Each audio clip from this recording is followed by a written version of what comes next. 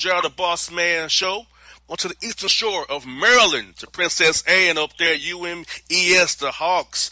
Coach Jason Crafton on the Bossman Show. Coach, how's it going up there, man, on the eastern shore, man? I'm chilling, man. The sun is out. We got a warm day up here on the eastern shore. It's a great day to be a Hawk. I'm chilling here with the boss man.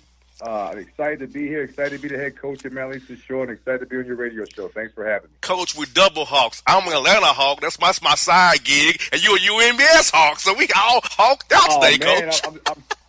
I'm sorry to hear you're an Atlanta Hawk. We got to get you some Maryland Eastern Shore real Hawk gear, and make sure you're representing the right Hawk down there. I hear that, Coach. Hey, man, what does job mean to you, man? Leading the Eastern Shore Hawks, man. I know you was in G League with the Sixers there, but now you got your head gig here, coming up in the MEAC conference. How you feeling about that, Coach? I feel excited about it. You know, a lot of people don't know that 11 years ago, I pursued this job back when they hired Frank Allen, who I'm actually good friends with now, and built a great relationship with him. And when I was an associate head coach at the Naval Academy 11 years ago around this time, I was trying to be the head coach at Maryland Eastern Shore. And I always had my eyes on this job, so to be able to get it this time around, I'm excited about it. I'm excited about the incredible campus we have, the facilities, the dynamic people that we have on our campus, our administration, our alumni. I'm ready to get to work, man. Small world, Coach. When I was a young man coming up, I used to go to Coach Allen's camps at Tennessee State University when I was similar time with my mother. That's how I've known Coach Allen for many years. So that's small world. Okay, nice. Good stuff. Yeah, man, he's a great dude, man, a great dude, and I that's crazy. You've been on his job for 11 years, man. That's and how it comes around. Now the gig is yours. So now that the gig is yours, man, what are your thoughts about putting your spin on this program? Now you've been there that long, but now you're trying to put your imprint on it now. So how's that been going so far? Well, I think I got my keys yesterday. They first gave me some keys last week. It didn't work. So the first win of the week this week was I got keys that work. So we're doing well there. No doubt. I can get in the building. I can get in my office. I'm excited to say we just had six recruits up today. So we were running around with those guys and giving them a chance to see campus and explore some things. And I'm really excited about trying to implement these two core words of our program. And one is family. We want to just really, have a brotherhood here with our players. We want to be a family with our alums, our administration, our community, family with even people like you that support us and even sometimes talk bad about us not doing good, but everybody's family. And we want to have that type of culture here. And then we talk a lot about tenacity and having some edge in how we play offensively, how we play defensively. So, that's my main goal right now is to really get the culture right here and based around family and tenacity. One thing about me, Coach, I don't bash because, with my job with the Hawks, I have to spin everything to make it sound good. So I don't bash. So I've learned how not to bash, make it all sound good. And if you're losing, I make it sound good. Well, he scored 20 points on the second half. So I always make it sound good no matter what it is. So I've learned that skill working with the Hawks. Yep. I got you. Nah, all good. I just saying that sometimes it's your job to be critical and media stuff, and that's all good. It comes with the territory, and I accept everything that comes with the position. Now I know you're happy about this. You get to kind of recruit your guys in the sense of getting them to buy into your system. See if they want to be a Eastern Shore Hawk going forward, because that's really key. As a new coach coming in there, you got to make sure the guys buy in and want to really be a part of the program. You don't want any guys who don't really want to be there, making the whole puzzle not fit all the way right because they want to do their own thing or they're not bought into what you're trying to sell these guys to build this program up the way you want it to be and then the MEAC conference there. Yeah, I think, buying and culture is important, like what we talked about. So I think we have, a great opportunity here because, we didn't lose a lot to graduation, but, there were some guys that put themselves in the transfer portal before I even got the job. Which created some room and some room for opportunity. So right now we have 7 returning players on scholarship, and we do have a couple walk-ons that are looking to come back. But 7 scholarship players returning, which creates opportunity. Opportunity to bring 6 players in and to try to make a big splash in terms of bringing the right types of guys in that fit what we want to do. So I think we have good guys coming back, and the type of guys coming back that are going to strive to fit what we're trying to do, and then we're going to bring in guys that are also kind of going to be in that same mindset. So, and then we'll have 3 or 4 seniors next year that are going to graduate. So we're going to have a chance over the next 12 months to basically bring in 10 guys, and so it's going to turn into a new look roster extremely fast. Now, you're going to try to do the international route, the grad transfer route, the transfer route where a guy sits one and plays how many you have left, or you don't do the JUCO route or high school seniors. I know you got 5 ways you can do it, but what probably do you think works best for you now going forward as you build your program? Yeah, for me, it's going to be we're going to be aggressive in the grad transfer route, but the thing about the grad transfers is we're going to be honest about the fact that, you can't, everybody's telling guys they can come and get a master's in 1 year. We're going to take the right grad transfers that understand that, most grad programs are going to take 2 years, so we're going to do it the right way in terms of that. We're not just going to sell you on a dream with that. So we're going to be active in that market. We're also going to be active in the prep school market in terms of post-grad kids and guys that have an extra year under their belt. We're going to be active in the JUCO market and looking at, guys that are transfers coming out of junior college. And then we might look at taking the right type of Division I transfers that are guys coming from a higher level that might either sit for a year and then can give us some aggressive, intense bodies in practice and put us in position to get some recruiting done for the following year. So that's the route we're looking at right now. We're aggressive in the prep route. We're aggressive in the JUCO transfer route. We're aggressive in the grad transfer route. And we're looking at the right Division I guys to sit out. Coming from a G League, so I know that you know all about development. So I want to ask you about player development here this summer, because this is going to be really key. It's been a new coach to kind of evaluate what you have on that roster and help those guys pick up at least one new skill this summer to help you come out October when things really get serious. So what's your player development plan this summer going to be for the guys? Will it be a lot of weightlifting, working out, conditioning, on court, a little bit of all that stuff, Coach? Yeah, I think we're going to put in the total program. And, a lot of people are going to look at what we do and say, oh, it's NBA driven. He got that from the Sixers or the G League I was trained the right way coming from Jay Wright at Villanova, and he taught us how to do things a certain way, and player development and getting guys better has always been an emphasis in terms of what I've done in my entire coaching career. So that's how I was raised in this business. So, I think that skill training every day is going to be important for us. Daily vitamins, we'll call them, things that we've got to do fundamentally in terms of footwork, passing, catching, shooting, defensive fundamentals and vitamins every day in terms of our sliding and the way we close out and our help side and our talking, and then we're going to try to do some things creative and dynamic in the weight room in terms of how we train and implementing some plyometrics and some things, a lot of core training and flexibility. Utilize this great facility we have where we have an Olympic track right outside, right behind our gym, and we've got an Olympic pool right here and the weight rooms right here. So I think we have a chance to do some special things. I also saw we have like a big prairie where like there's a lot of open space around here for some nice, what we call them in the military, motivational PT, motivational physical training. So anytime something's not going the right way, I think we got a lot of space around here for some motivational PT. I hear that. Guys some extra work. So I think, with the training we're going to do and the dynamic of the style of play, we're going to be fast-paced. We're going to push the heck out of the ball. We're going to defend 94 feet. We're going to switch defenses when we can and just try to be a team that makes you uncomfortable.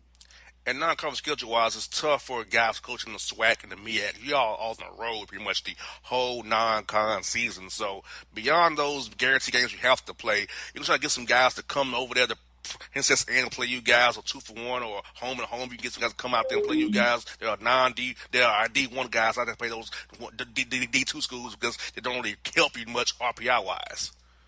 Yeah, I think we might have probably the strongest strength of schedule in the country next year when I look at what the thing that was laid out for me. I didn't have anything to do with this schedule, but we're going to play some heavy hitters. We got Baylor, we got Stanford, we got Oklahoma, we got Penn State, we got Virginia Tech.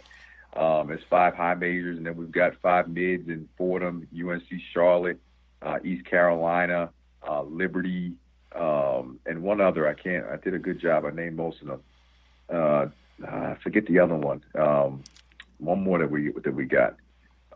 No. So those are going to be the mid majors, and then we have a couple of low major teams that we're going to play. Not many, but so our schedule is going to be a very intense, tough schedule. And not a lot of non-D1 games on there. Maybe there's one, and then we've got a home and home with Longwood. Outside of that, everybody else is going to be Atlantic 10. ACC, Big Ten. Big East.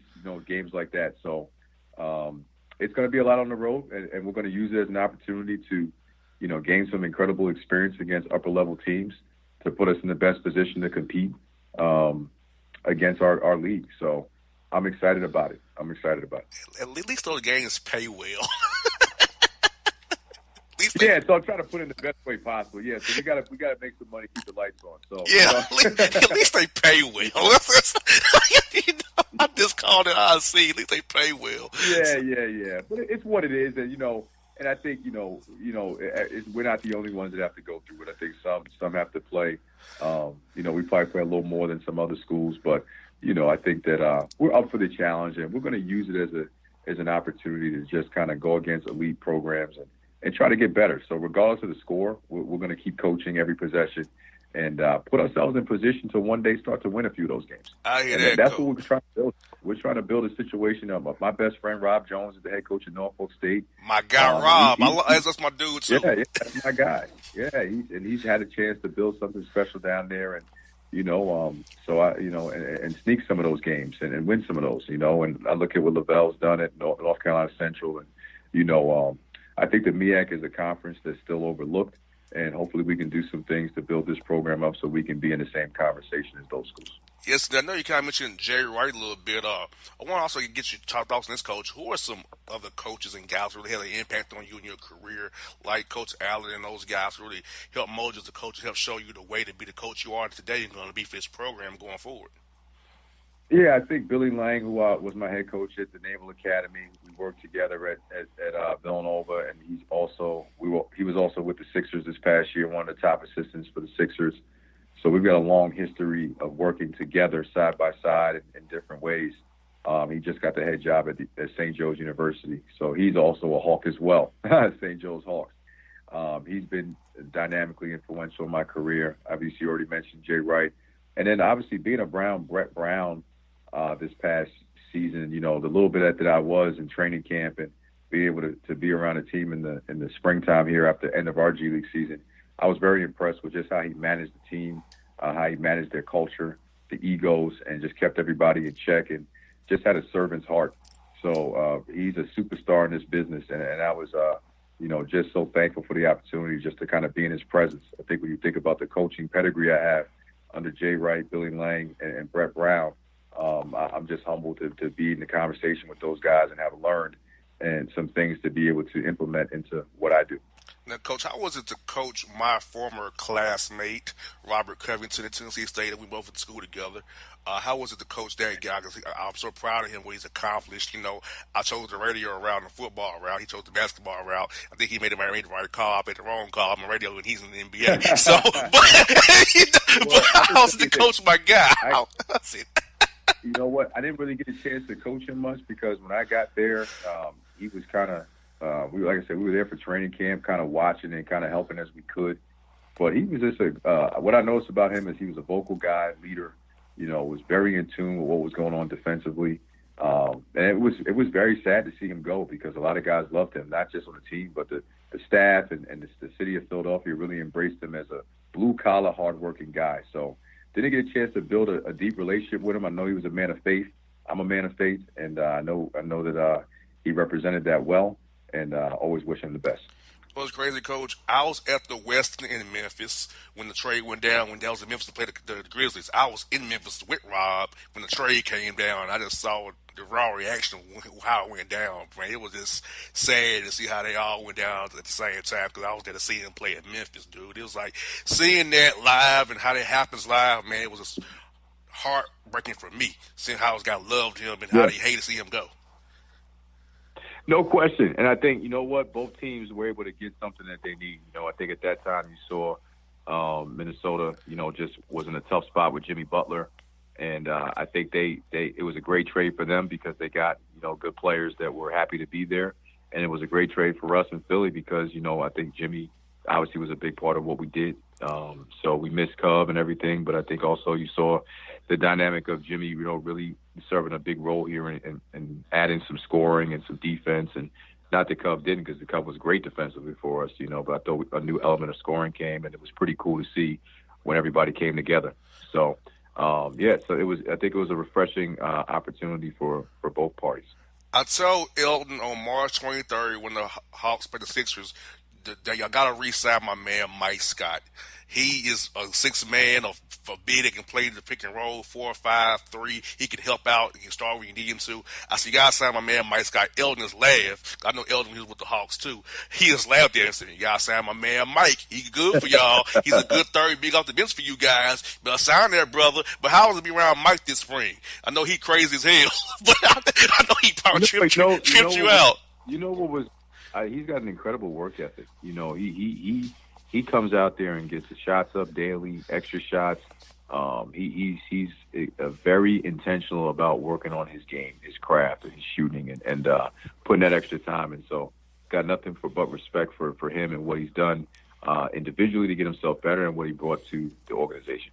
And, Coach, I tell you what, man, I think you're in a great spot at your location on Eastern Shore. You're right near D.C. You get to Virginia, going down to Virginia, get players, and go to Baltimore City and get players. I mean, I love the opportunity you have there, Coach. And I know you saw the same things I'm seeing now about something you can build. I mean, you get on there with a clean slate. You really can get this thing going because you can get that roster turnover for you guys and really build a solid foundation, man. I'm happy for what you got going on, Coach. I feel it's going to be a great thing for you at UMES right now.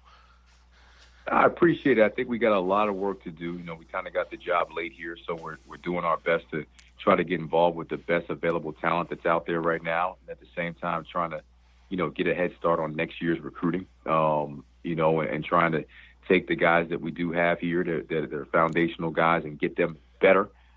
It's going to take some time, and I think that you look at the history of this program, it's this program that's never been to the NCAA tournament, and we're going to try to do some things differently. Not just in terms of how we do things recruiting-wise, in terms of being more visible in D.C., Baltimore, Philly, New York City.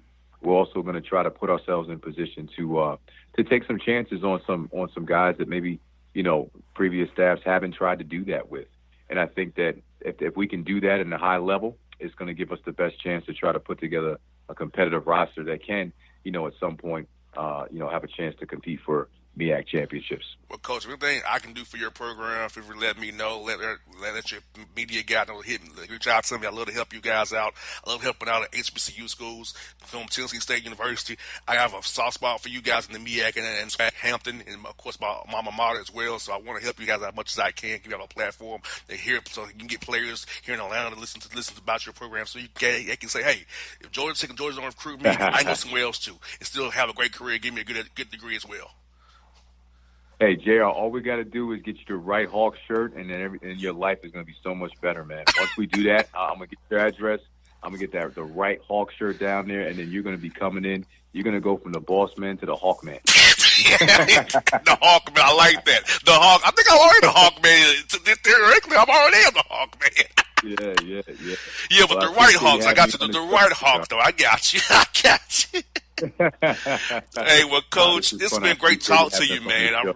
I'm happy. You got me pumped up, Coach. I'm loving hearing what you got going on up there at UMES. I'm looking forward to seeing what you guys got going on. Like I said, let me know if I can help you out any way. If I can, I'll do it, Coach. Thank you so much for your time today, man. Good enough. Appreciate you, Hawk fans. As I tell them, it's time to unite. Get ready. Yep. Talk to you soon, JR. Yes, indeed, folks. It's Coach Crafton here on the Bossman Show. Grab a hold of big breakfast flavor at Hardee's. Try 2 breakfast sliders for just $2.99. Get Applewood smoked bacon or freshly grilled sausage with fluffy eggs and golden melty cheese, all on a toasty little bun. Good morning, start at Hardee's. Available now for a limited time at participating restaurants. Tax not included. All right, folks, back here on the Bossman Show, back with one of my buddies from Memphis, Tennessee, my man Philip Dean. Phil, how are things over the 901, man? Everything's great, boss man. How we doing? Hey, I'm recovering, man. I'm happy for you guys, but sad for us about the ping pong balls. I'm in recovery mode still. Well, you got two top 10 picks, but it's still crazy to me how the NBA franchises all depend on a couple of ping pong balls. You're right. You're so correct. You just a franchise's future on like if they getting the right superstar or how they build season tickets all depends on a couple of ping pong balls. It still fascinates me, and I think that like places like the NFL is watching it like maybe we should try that.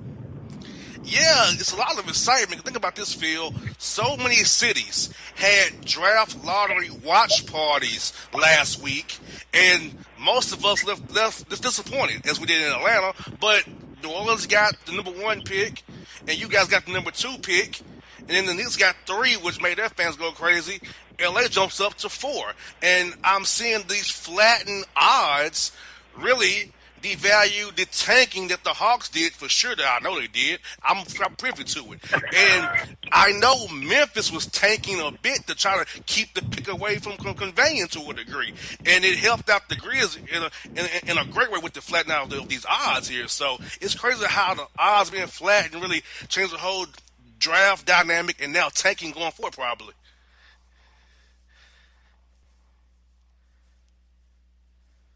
Fans, they were looking at it, the lottery, as just try and convey the pick. I mean, I can tell you nobody had in expectations of like, let's go get Ja Morant or we can totally get Zion. The basketball gods just treated Memphis very kindly because last year the Grizzlies were tanking. They were tanking to see what they can get, and they thought that they were going to get the first or second pick. It didn't work out, but they got Jaren Jackson. This year, I mean, they played hard throughout the season, and the basketball gods treated them well, and they got the number 2 pick. But if you had told me, like an hour before the draft lottery, that they were getting the number 2 pick, I would have told you, no way, and there's no way. Just try and convey the pick, get this over with. But now everyone is excited. I mean, the chance of them, everyone here in Memphis is hoping that they look at Ja Morant. I mean, everyone is excited about this kid. Yes, and I saw him play at Austin P against the Governors up there, man, and he took over that game. It was a close game. Austin P could have tied the game, but the shot was late, and it didn't count. But he willed that team to win at Austin P in a hostile environment up there in Clarksville. And I saw the guy. He's very explosive, and I think that dynamic with Jaren Jackson Jr. and Ja Morant gives the Grizzlies 2 young pieces to promote to the fans of Memphis to build this thing around and get the flags for them hopping again as it used to be. Absolutely, and not only that, I mean, you're going to have coaches around the league. They're going to be wanting to take that job, seeing 2 guys like Ja Morant and Jaren Jackson going, I can develop those 2 guys. I want to develop something with them. I want to help build a franchise around them. And everyone's looking at it as well as like, I guess this might be the end of Mike Conley. It could be, but the Grizzlies are holding all the cards here because now they can listen to any offer they want about Conley. They don't have to be desperate about having Conley. And they can keep Conley around till the trade deadline. And Ja can learn from Mike Conley, much as like how Jaren spent time learning from Mark. I mean, it's a win-win right now for the Grizzlies with this pick. Now, Phil, if you keep Mike Conley, would you start Ja Morant at the 2 with Mike Conley, or let them kind of do like the whole Collison and Holiday thing they were doing in New Orleans for a while there? I would start Ja at the 2 right at the beginning, but like give him time to where you could see some games where Ja slowly takes the point guard position because Mike actually likes playing at the 2 right now in his style of play. He likes being able to just go out there and score. He wants to, and he was trying to get that from Javon Carter last year because he was approaching that the bigger step of like, look, let him run some plays and help find me, get the ball so I can score. So I think that's what they're going to look at with Ja is like, look, we want you to be able to score starting off, but we need you to be a floor general in the future. But this kid is just supremely talented, and I think having a guy like Mike Conley will help him in the future, and especially, I mean, it will still help Jaren's development. Yes, and most definitely, because I think having that young point guard with a young big, kind of like Penny Hardaway and Shaq to a degree was in Orlando, when they kind of hit fire together. They came 1 year apart, but when they got together that third year, look how they went to the finals. They beat the Chicago Bulls, and they got swept in the next year, but they showed that potential, and I think that's what Memphis needs, a big buzz. I feel like this team was kind of going the wrong direction, but now you get to get the fans back in there and get that buzz. Got the new front office now in Memphis. It's need to hire the right coach. I think you guys are on your way out there. If you get the right coach as well, I think, and if you keep Mike Conley, it will help. It will definitely help Jonas Valanciunas pick up his option and look at considering taking a long-term a new contract with the Grizzlies as well. If you add a piece like that and the way Valanciunas was playing with the Grizzlies, I mean, it was the backcourt of Valanciunas and Jaren was extremely fun to watch, and they won a significant amount of games when they played together. So that's something as well you can look forward to as well if keeping Valanciunas aboard. And Phil, looks like you guys only have that number 2 pick in the draft unless you guys buy a pick in the second round. So are you hearing a lot about workouts of guys that's dot to top guys, kind of second round guys? Because I know you guys owe a second round pick next year as well. So how are you seeing the Grizzlies go about the draft, just knowing you got that number 2 pick right now?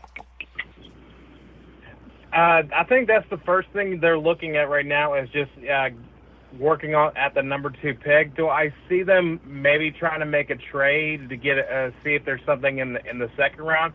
Possibly, but I think their focus right now is just this first round pick, and they're going to be getting a lot of calls about Mike Conley. I mean, teams from Miami and Utah, Dallas. Those are going to be teams that are going to be calling them around the trade deadline, just saying, "What do you want for us to have Mike Conley?" And that might include it, and they might be able to get another first-round pick, and there might be someone you can get out of that as well. But I would say they need to look, if they're going to trade Mike Conley, see what first-round picks you can get in the future. Don't look right now. You already got the number 2 pick. See what you can get in 2020, 2021. Exactly. And looking at the roster, I think DeLon Wright deserves a qualifying offer after that performance he put on at the end of the year for you guys. Are you hearing they're going to actually give him the QO or no, probably? I'm sorry, you cut out there for a second. DeLon Wright. I want to know about him. He played real well. I think he deserved the qualifying offer, at least, Phil, because so y'all can match him if he gets something better out there on the market. You can match it, because I think he'll be a good backup point guard to Ja Morant if you trade Mike Conley away this offseason or at the deadline as well.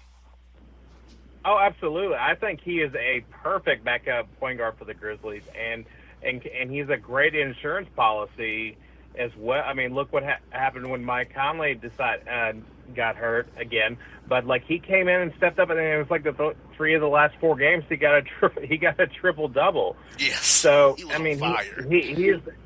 He was on fire. I mean, he's I think he will want to stay in Memphis, but he's going to get a lot of offers right now. So but I think it'd be great if he could stay in Memphis. Yes, indeed. And I want to ask you about my 2 Hawk buddies, Justin Holiday and my man Dorsey. I don't think Dorsey's probably back, but maybe Jay Holiday, maybe. Yeah, I think Dorsey has a better chance of staying in Memphis. I think that he really proved himself to be on an NBA roster right now. I think with a guy like Holiday, the Grizzlies are still looking for the right wing position, right wing guy right now. And I don't think Holiday was it. I mean, he started off slow, but he picked up progress as the season went on.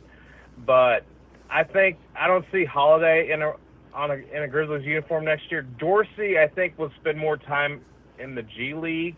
I mean, it's going to be a full set of point guards for the Grizzlies. I mean, with Conley and then Morant, and then you got Javon Carter and DeLon Wright. So Dorsey's going to have to really prove himself to get that spot. But I think he has definitely earned an NBA a spot on an NBA roster. Yeah, I hated we traded him to you guys for Shelvin Mack, only to cut my man Shelvin Mack. Thought my friend was coming back. He said, "Man, they cut me, bro." I'm like, "Why?" So I said to him, he's like, "I don't know." You ask them why, man. But like, I was like, it was like crazy. Like they traded two of my buddies for each other, but then they cut my man Shelvin Mack. But I hope he gets a job somewhere real soon. Now, Joakim Noah, I feel that's maybe a coach thing. I mean, he played well for you guys off the bench last year. He showed he had a little bit left in the tank. He could be a nice backup piece for a team. Do you think if JV comes back, would that be a good backup for JV and Jaren Jackson?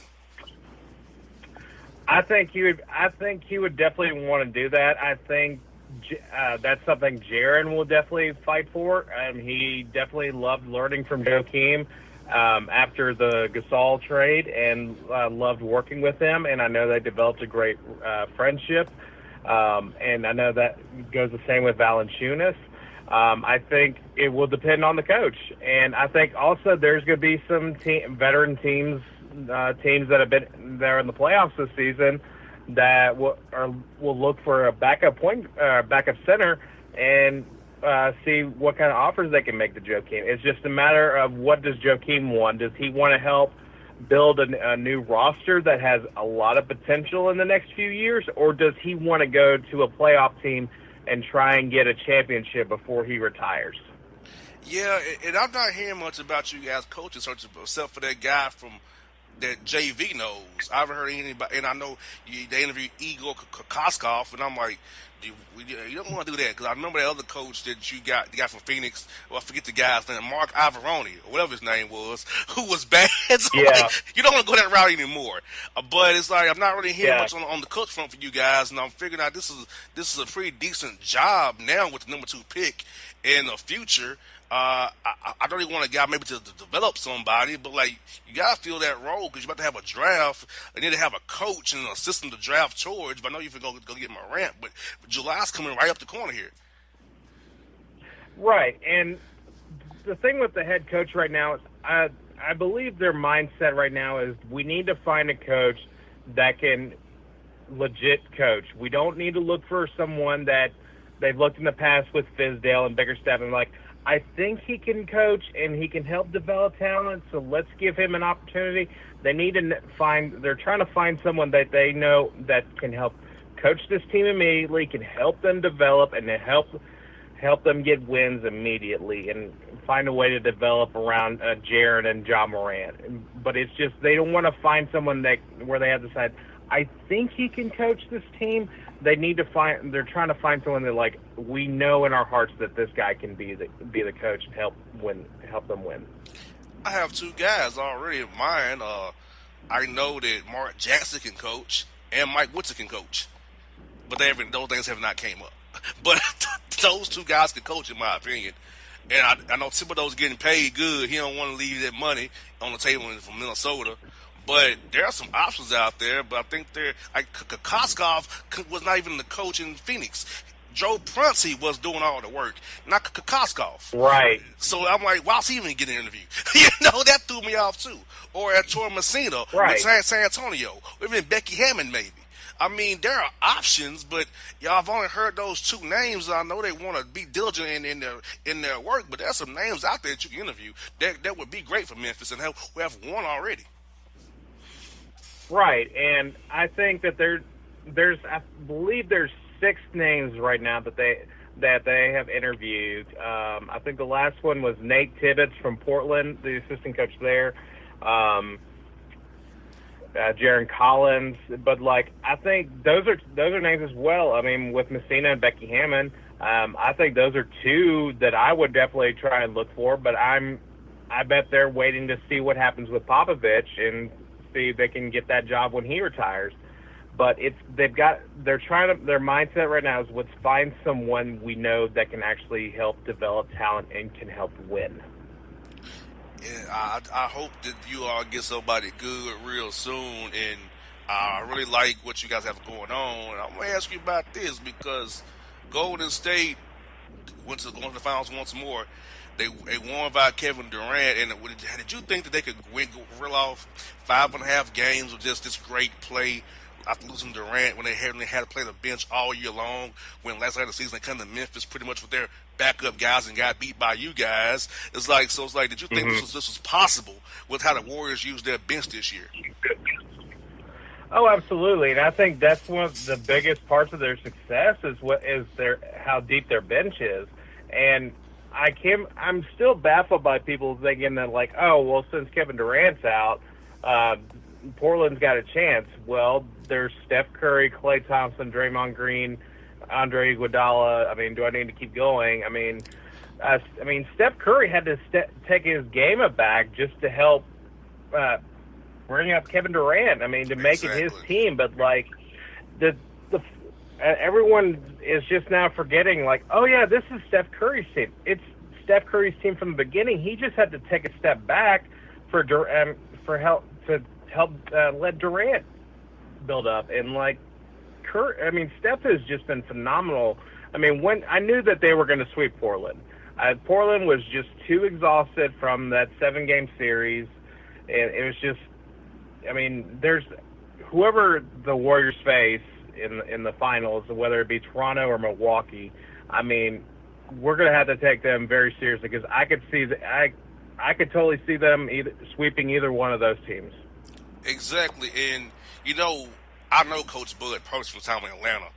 He's running the same plays around with the Hawks. I could tell the Warriors every play. Every play I could tell every play he runs if I wanted to, because Quinn Cook and Damian Jones are my friends. If I wanted to, hey, this is what he's going to do. Yeah, but it's like Milwaukee plays 9 guys. Now, Brogdon's playing well. Ilyasova's playing decent. George Hill and the other cat they bring in off the bench. But Milwaukee cannot really shoot.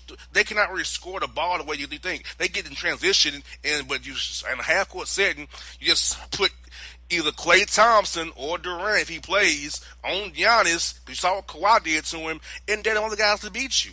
And I feel like you got to look at the Warriors bench. You don't need all you play your benches for the Warriors is in spot minutes and milk your stars because in the finals you have 2 days off in between games, but most of the time, unless it's the game between 1 and 2 and 3 and 4. So you pretty much got 2 days off. So you'll be good and rested to go. And I feel like Milwaukee's not been there. They don't want to be ready for that intensity. And if you throw in DeMarcus Cousins into the mix if he gets back, Milwaukee's outmanned and will get beat and slaughtered if you ask me. Oh, absolutely. I mean, I think Toronto is the more deeper team, and they have the more deeper bench to go one-on-one with Golden State. I don't think they can beat them. I could see Toronto in that series winning 1 or 2 games out of that series. I mean, when you have a guy like Kawhi Leonard who has been insane throughout the playoffs, I mean, he's going to help you win. He's going to help you win games against the Warriors, but it's a matter of can they beat them 4 times. So with Milwaukee, I just see it's their starters that's helping them get through this series right now, and it's. I've noticed that too with Budenholzer. He's running all of his exact same plays that he did in Atlanta, and I noticed that in Game 1, and it's just, I mean, for them to have a guy like Antetokounmpo, I mean, he's helped them carry so far, but I don't think he's ready yet to be in the finals. You got that right, because when I hear him say 5 flow and 5 down and 6, I'm like, this is the same stuff I heard in Atlanta. The same. This is the same stuff. Like, I know how to beat these plays because I've been in practice. I can beat every play you run, man. Especially after you cost us the draft pick last year. But I let that go because we got Trae Young, Phil. I let that go. See, we got Trae Young. but I know you won games on purpose last year to screw up our draft pick. I know that because everybody in the world knew it on our team. So it's like, yeah, Coach Bud know what's up, man. But yeah, like I said, man. That's why I can't watch FS1 or ESPN. These talking heads get on my nerves with all this propaganda they spew. They're like, you guys played basketball, you guys are athletes, and you're spewing media propaganda from a researcher. Are you kidding me? It blows my mind, Phil. Oh, it's unbelievable. And how about Jaren Jackson and Trae Young being named the NBA All-Rookie Team, first team today? I saw that, and also Kevin Huerter of the Hawks' second team. So I think, Phil, we got some good draft picks here.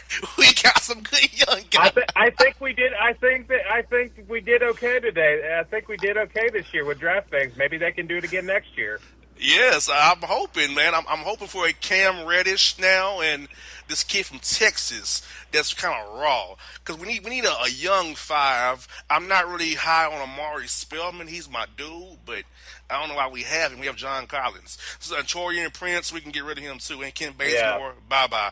But, Herder, Trey Young, Collins, Cam Reddish, and a young big, 5 young guys, and hopefully we'll be good in, 2 years or so, so we can have fun again. I think Cam Reddish would be a great fit for Atlanta. Yes, indeed, because we need a small forward. And Torian Prince, bro, is not what it is. I mean, he's a nice young man, but I've seen your best. And hopefully we'll have Vince Carter for one more year. I'm praying for that.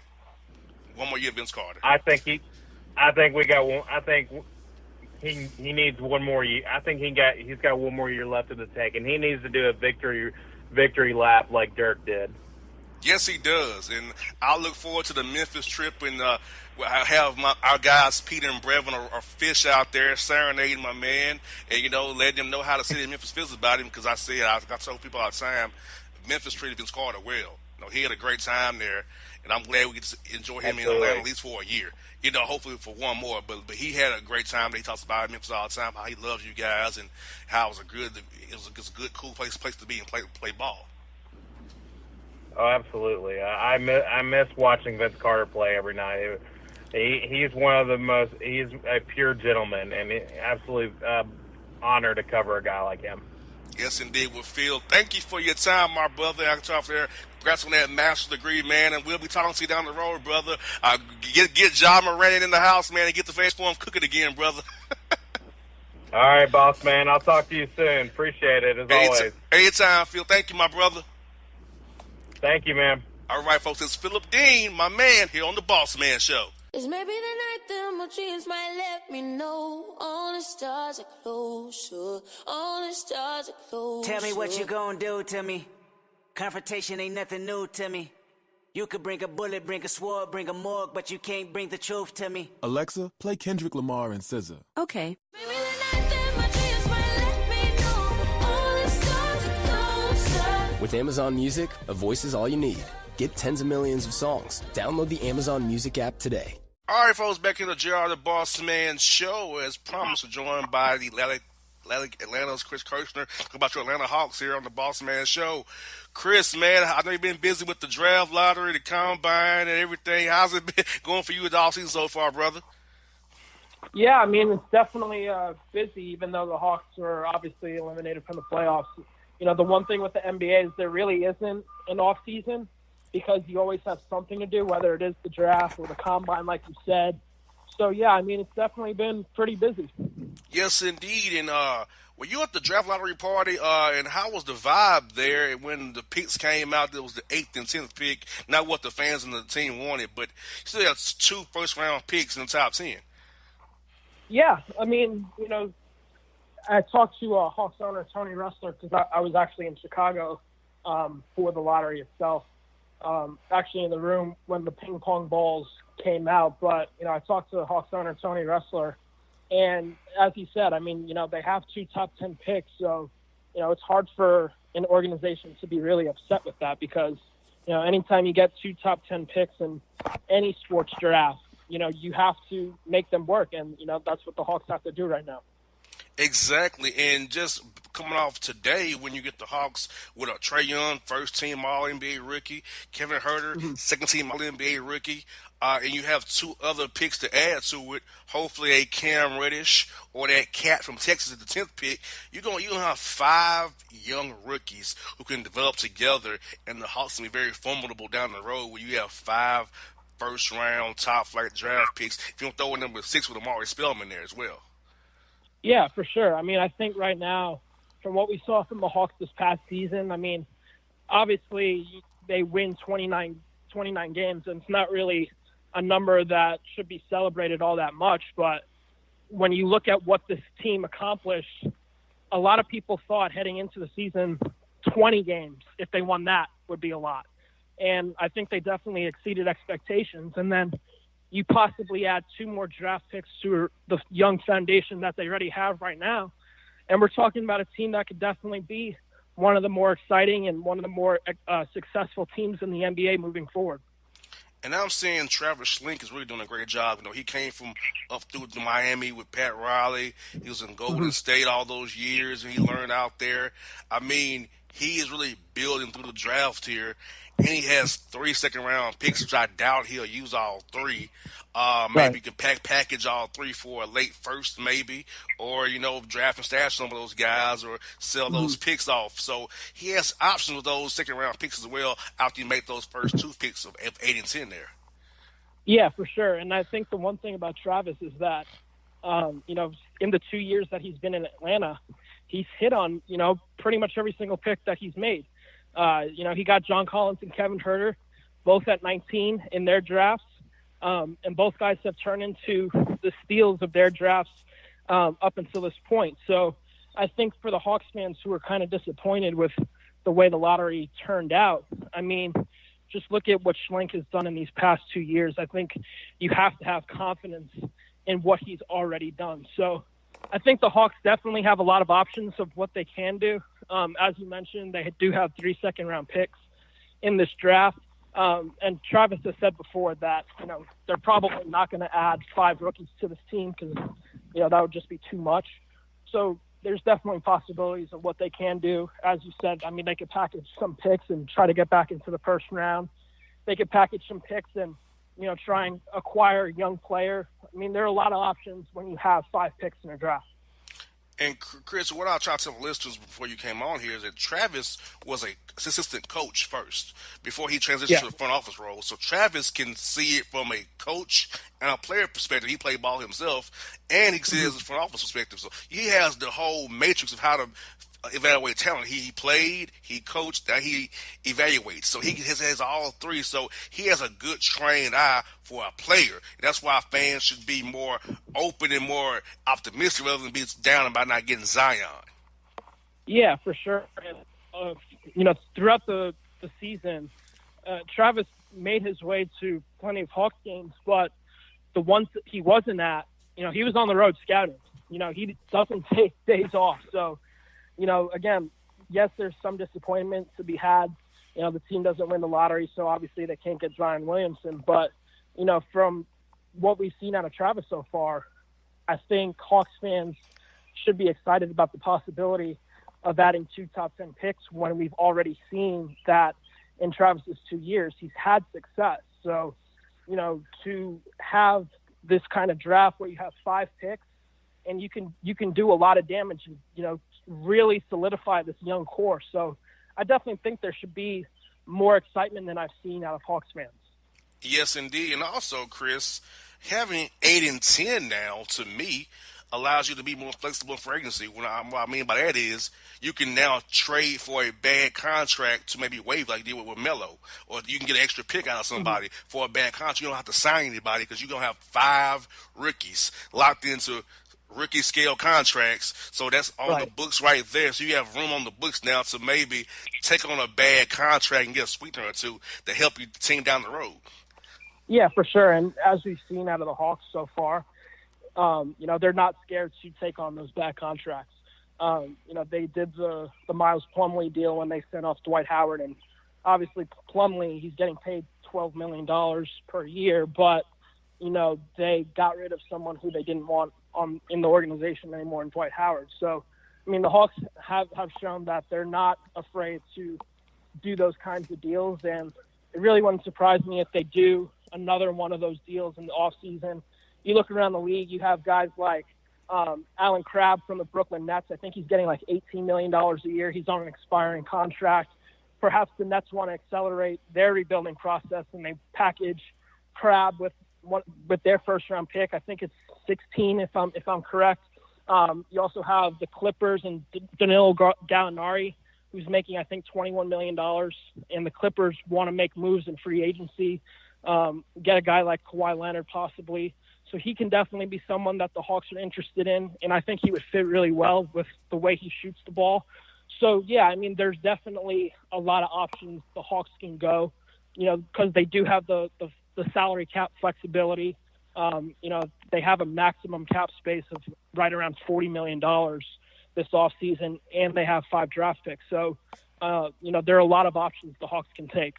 Yeah, and I would maybe package Bazemore and Plumlee to do like a bad-on-bad contract situation where you take on more money and get your extra pick, where you just have one player and get rid of 2 and add 1 and just take on an extra pick so you can have flexibility to have a young guy on the roster, like maybe a Deontay Davis maybe, if he's trying to turn into something in summer league here coming up here real soon. Yeah, I mean, like I said, there are options. I don't know if it's possible to package both Bazemore and Plumlee in the same deal just because I don't know of many teams that would want both those bad contracts on the books, maybe one of them, and if anything, separate deals. I just don't think Plumlee has really much value at this point of his career. If anything, he's probably a third center on a team. Bazemore definitely has value. He definitely fell off after he sprained his ankle. So I think teams are probably going to want to see him perform at the level he was at the beginning of last season just to see, like, okay, did he get his explosion back? Can he still be a useful piece?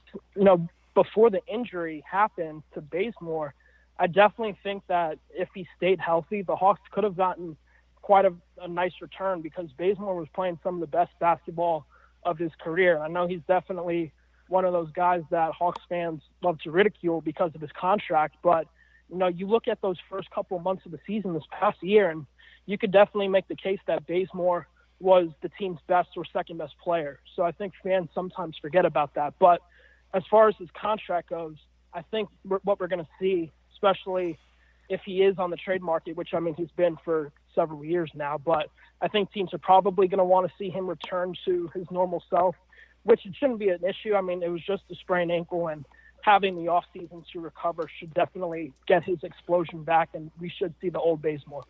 I'm thinking, Chris, that Dwayne Dedmon's probably going to get big money elsewhere, that he probably won't be back with the Hawks, and you'll probably see Alex Len starting again next year at the center. Yeah, that's probably my thinking as of now. Dedmon definitely did really good things in his couple seasons in Atlanta. He's definitely turned into one of the better shooting bigs in all of the NBA. So I definitely think he's deserving of a big payday. I just don't think it makes much sense for the team to give him that payday to be Atlanta, just because, as you mentioned, Alex Len. I think Alex showed that, if Dedmon didn't return to the Hawks, that the Hawks do have a young center who's making $4.5 million, 25 years old. He can develop into something. I mean, he still hasn't reached his full potential yet. I mean, this was his first season this past year shooting threes. He shot 36% from the field on over 200 attempts across the year. So I definitely think that what we saw out of Alex kind of lessens the blow of losing someone like Dedmon. I mean, again, the Hawks could decide to re-sign him. I just don't think that's what's going to happen, just because I think Dedmon can probably get somewhere around $10 million to $12 million a year. And I just don't think the Hawks, where they're at right now, should pay that amount of money to a center. And I'm assuming that Travis will probably give Justin Anderson a qualifying offer, see what he gets on the open market, and maybe bring him back at that $3.6 million figure of his qualifying offer. You said Justin Anderson? Yeah. I think he'll probably give him a qualifying offer and bring him back at that number, or maybe say, nah, we will see what you get, and if you come back, we'll give you the vet minimum maybe. That's probably the option that they're likely going to go. I just don't think giving Anderson the qualifying offer makes a lot of sense, because if the Hawks do that, I believe his qualifying offer is $3.6 million. But if they give him if they give him the qualifying offer, he's then a $7.5 million cap hit. And for a guy who didn't really play all that much throughout the season, and Anderson was, an end of the bench guy, someone who got into garbage time. So I just don't think paying someone $3.6 million to be an end of bench guy really makes a bunch of sense, even though he was definitely someone that was beneficial in the locker room. Both Trae Young and Kevin Huerter credited Anderson to being that mentor that they really went to throughout the season. But again, I don't know how much that really matters at the end of the day if his on-court production doesn't match up with the kind of salary that he would get if he did receive that qualifying offer. So I think if Anderson did return to the Hawks, he would probably have to do so through free agency. I mean, he is a restricted free agent, so I think the Hawks will probably, see what he can get on the open market and then decide at that point, okay, like we can afford him to and bring him back. Chris, I got a couple more for you, Chris. Torian Prince, DeAndre Bembry, I think they're competing for a spot on the roster. I don't think you can keep both of them at this point with how the draft is falling right now, 8 and 10. You can't really keep both. So I'm thinking that it's coming to a point maybe next year that you got to decide whether you're going to keep DeAndre Bembry or Torian Prince as your energy guy off the bench at the 3. Yeah, I think what we're going to see this summer is going to tell us a lot about how the Hawks view both of these guys, because both Bembry and Prince are both eligible for rookie extensions. Now, I don't know if either of them are going to receive a rookie extension, just because I think both guys have shown that they're useful in some situations, but for where the Hawks are at right now in the rebuilding process and where they want to be, I don't know necessarily if either of them fit perfectly with the trajectory of the future. I think what we've seen out of both Bembry, very good defender, can't really shoot that well. If he wants to have a future on this team, we've seen Lloyd Pierce and Travis Schlenk really prioritize shooting over anything, and Bembry just isn't a really good shooter right now. So, that definitely might hinder his future with the Hawks. As far as Prince goes, definitely one of the more polarizing players on the roster. Quietly, he actually had the best numbers of his career this past season. But, the Hawks, when they drafted him, really prioritized him for not only his shooting, but they thought he could be a really high-level defender. And we just didn't see that this past year. When you look at all the metrics, Prince was one of the worst defenders on the team. So I think what we're going to see this summer is that if they don't give Prince or Bembry a rookie extension, or even do any sort of negotiations with either, that heading into next season, I think both those guys are going to be on different teams. Yes, indeed. And last one I got for you, Vince Carter, back or not with the Hawks, probably, in your opinion? I think it's going to depend on roster space. If the Hawks do get at least 3 rookies in this draft and have them, be on the Hawks roster heading into next season, that would give the Hawks 12 guaranteed deals. And depending on what the team does in free agency, Vince is definitely someone that is useful to have around, especially, to mentor the young guys, which he did really, really well this past season. But again, if we're talking about on the court performance, Vince offers very little at this point of his career. Definitely a really good 3-point shooter. But again, he's very limited in what he can do because of his age. So I think if the Hawks do have an open roster spot toward the end of the summer, which is when the Hawks signed him last year, I definitely think he'd return. But again, I think they're going to prioritize other guys before they actually cycle back with Vince. I really would be shocked if come July 1st, which is when free agency begins, that the Hawks announce a deal for him at that time. Got you. Well, Chris Kirshner, you did it again, brother. You broke it down for the Hawks, for our fans. So thank you, my brother. And we'll hope to talk to you again down the road, man, in July, August maybe, buddy. Absolutely. Thanks for having me. All right, folks. It's Chris Kirshner of the Atlantic on the Bossman Show, covering your Atlanta Hawks. How do you feel about your office? Is it just a space for your company, or is it a space to help you grow your company? From new HQs to satellite offices, with WeWork, you can find a space that works for you. Visit we.co/Space Matters to learn more.